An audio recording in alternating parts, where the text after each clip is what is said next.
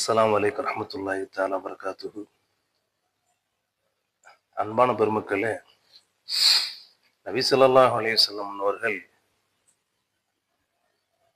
அல்லாஹ்விடத்திலே தேவையை கேட்கக்கூடிய அடியான் எந்த நிலையில் எப்படி கேட்க வேண்டும், எந்த எண்ணத்தோடு கேட்க வேண்டும் என்பதனை நமக்கு உபதேசிக்கின்ற பொழுது நபி ஸல்லல்லாஹு அலைஹி வஸல்லம் சொன்னார்கள், லியஸஅல அஹதுக்கும் ரப்பஹு ஹாஜத்தஹு ஹத்தா யஸஅலுஹுல் மில்ஹ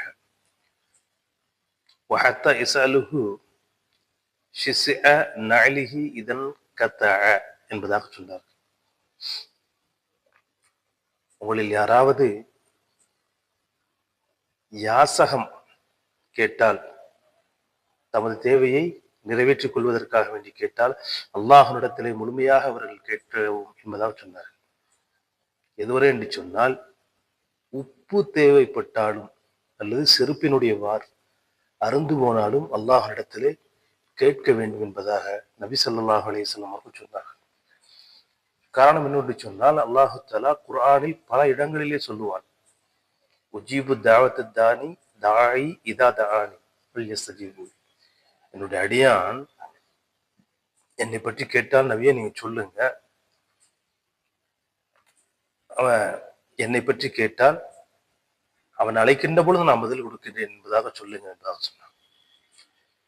பெருமானார் ஸல்லல்லாஹு அலைஹி வஸல்லம் அவர்கள் சொல்லுவார்கள், அல்லாஹு தஆலா அவனிடத்துல கையேந்தி விட்ட ஒரு அடியானை வெறும் கையோடு அவனை அனுப்புவதற்கு ரப்பல் ஆலமீன் என்ன செய்வானா, வெட்கப்படுவானா.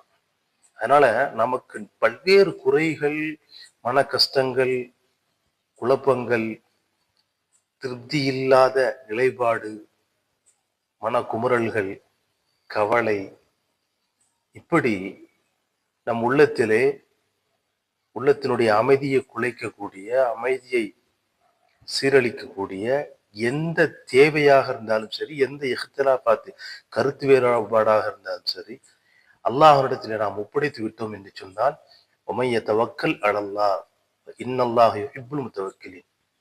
அல்லாஹு தஆலா நம்பிக்கை, அவன் மீது நம்பிக்கை வைக்கக்கூடியவர்களை பிரியப்படக்கூடியவனாக இருக்கின்றார்.